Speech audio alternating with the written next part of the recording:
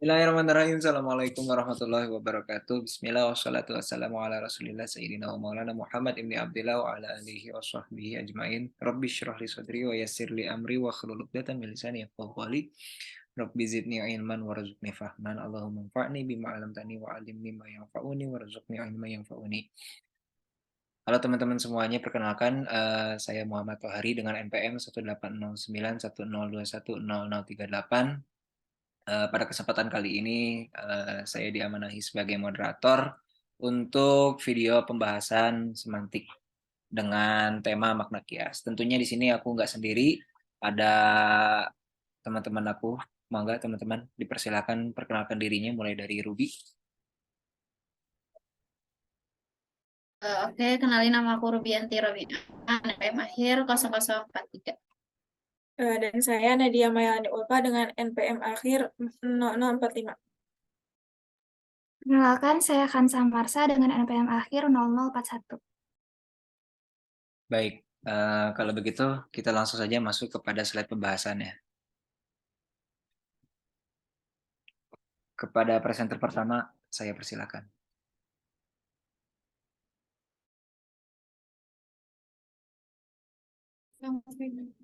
Oke, Bismillah. Kami akan menjelaskan mengenai makna kias. Nah, saya awali dari apa pengertian makna kias itu sendiri. Makna kias itu merupakan makna tambahan dari makna lugas atau makna sebenarnya yang mengandung pengandaian atau pengibaratan. Jadi, makna kias ini merupakan makna yang tambahan dari makna yang sebenarnya. Sebenarnya, jadi makna kias ini sama saja dengan makna idiom, merupakan atau sama dengan makna konotatif. Jadi merupakan tambahan dari makna yang sebenarnya. Gitu. Nah, makna kias ini ada pada kata atau bahasa kiasan. Kata atau bahasa kiasan sendiri merupakan kata-kata pilihan yang bukan untuk arti yang sebenarnya, yang dipakai untuk memberi rasa keindahan. Jadi, di bahasa kiasan ini mengandung unsur keindahan. Jadi, si penulis itu menggunakan kata atau bahasa kiasan itu ada maksud untuk memberikan unsur keindahan dari si kata-katanya. Gitu.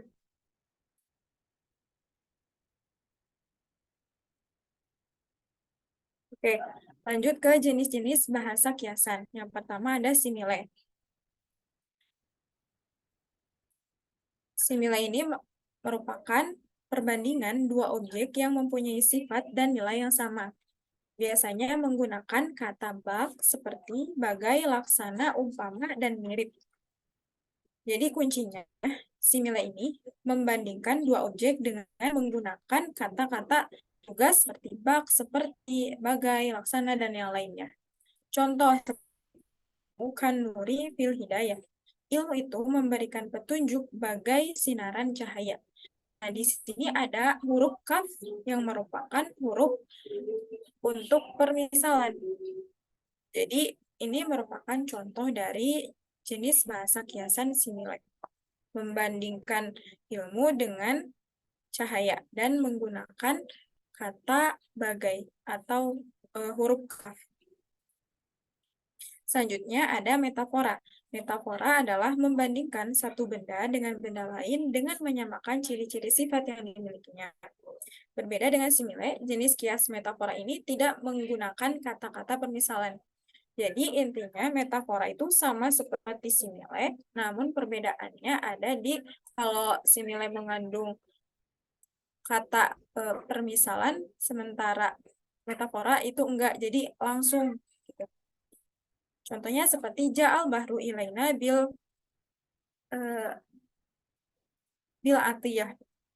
Artinya lautan datang kepada kita dengan pemberian yang banyak.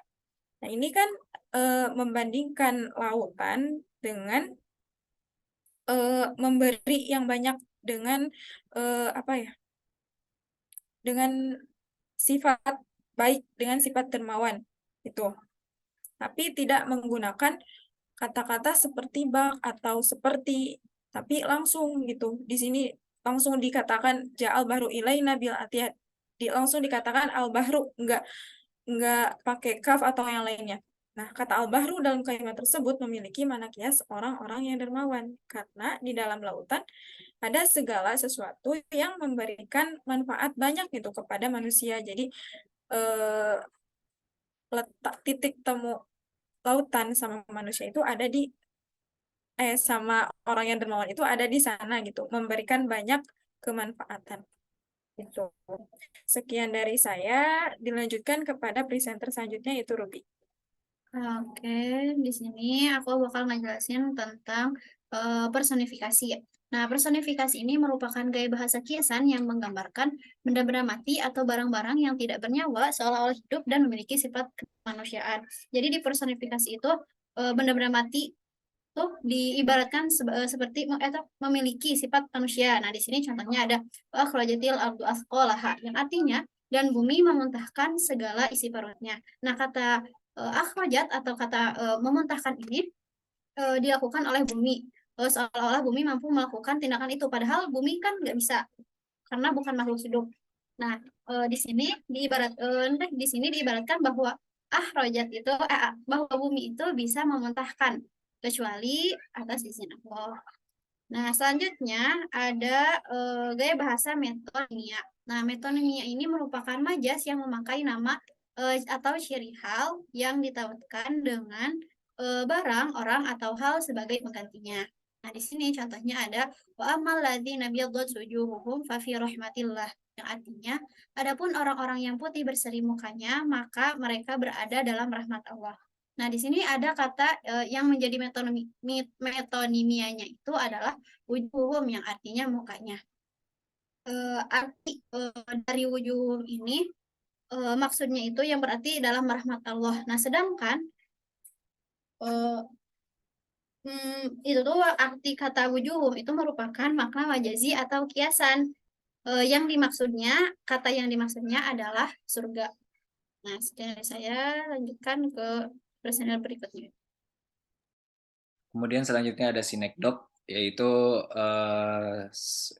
suatu ungkapan yang dimana kita itu menggunakan sebagian dari sesuatu untuk menyatakan keseluruhannya, ataupun kebalikannya, yaitu kita mengungkapkan keseluruhan untuk menunjukkan sebagiannya, atau kalau bahasa ini itu pars pro toto atau totum pro parte. Contohnya di sini saya mengutip dari Al-Baqarah ayat 125, wattakhidhu min maqami Ibrahim musalla. Maka ambillah atau jadikanlah sebagian dari makam Ibrahim itu sebagai tempat sholat.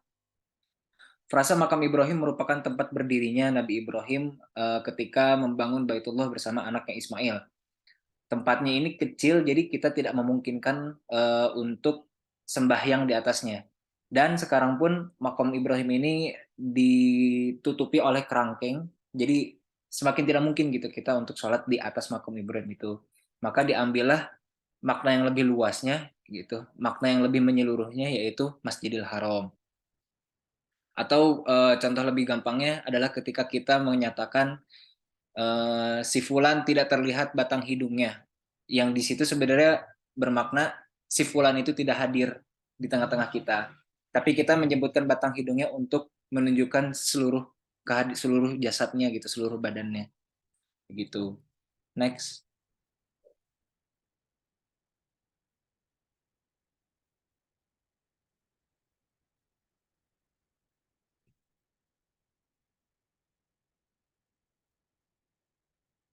Lalu selanjutnya ada eufemisme, yaitu majas atau ungkapan halus yang digunakan sebagai pengganti dari ungkapan kasar.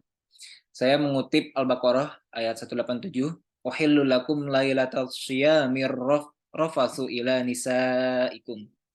Dihalalkan bagi kamu semua pada malam hari di bulan puasa untuk bercampur dengan istri-istrimu. Kata bercampur di sini maknanya adalah hubungan biologis atau seks. Sedangkan kata seks ini ungkapannya terlalu kasar sehingga diperhaluslah menggunakan kata bercampur atau ar-rafatsu. Untuk selanjutnya saya serahkan kepada presenter selanjutnya, yaitu Hansa.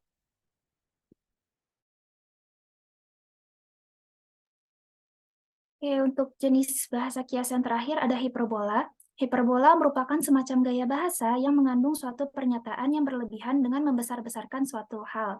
Contohnya dalam Quran Surah Nur ayat 35 yang berbunyi Allahu nur samawati wal ard, yang berarti Allah pemberi cahaya kepada langit dan bumi. Nah, pemaknaan kata cahaya dalam penggalan ayat tersebut dimaknai sebagai cahaya yang sangat megah dan terstruktur. Boleh di next?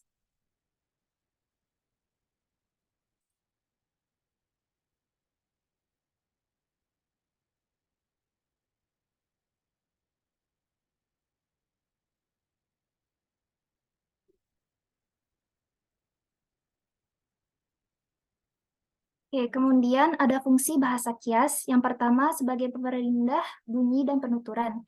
Persamaan bunyi atau perwakanti dibagi menjadi 3 bagian, yaitu perwakanti guru suara atau pengulangan bunyi, kemudian ada perwakanti guru sastra, pengulangan aksara, dan yang terakhir ada perwakanti lumaksita, yang berarti pengulangan kata. Kemudian bahasa kias juga sebagai konkretisasi yang digunakan untuk menggambarkan suatu lukisan keadaan atau suasana batin dengan maksud untuk membangkitkan imajinasi pembaca. Dalam hal ini, penulis berusaha mengkonkretkan kata-kata agar lebih mengena kepada pembaca. Kemudian yang ketiga ada menjelaskan gambaran, di mana yang dilukiskan oleh penulis merupakan sesuatu hal yang lazim atau mungkin terjadi dalam kehidupan nyata, sehingga gambaran yang dibandingkan menjadi jelas dan lebih nyata. Lalu yang keempat, memberi penekanan penuturan atau emosi. Sebagai contoh, secara teoritis, hiperbola memang dapat difungsikan untuk mengintensifkan pernyataan atau emosi. Sesuatu yang melebihkan akan terkesan menekankan penuturan sehingga pembaca dapat berimajinasi melalui kesan yang berlebihan tersebut, walaupun pada kenyataannya itu tidak mungkin. Lalu yang kelima, menghidupkan gambaran, yaitu memberikan lukisan kepada sesuatu dengan penginsanan seperti manusia. Jadi semua bisa melakukan seperti halnya yang dilakukan oleh manusia yang diciptakan sebagai makhluk yang paling sempurna. Dalam hal ini, benda mati pun seolah-olah menjadi benda hidup. Lalu yang keenam, membangkitkan kesan dan suasana tertentu. Misalnya suasana sunyi, seram, romantis, sepi, ramai, dan sebagainya. Penggunaan bahasa kias akan memberikan kesan kemurnian, kesegaran, bahkan mengejutkan dan karenanya menjadi efektif. Lalu yang terakhir, mempersingkat penuturan dan penulisan, yaitu mengetengahkan sesuatu dengan berdimensi banyak dalam bentuk yang sesingkat-singkatnya. Dengan demikian, pengarang dapat menghemat penggunaan kata atau memperoleh efektivitas pemakaian kata. Boleh di next.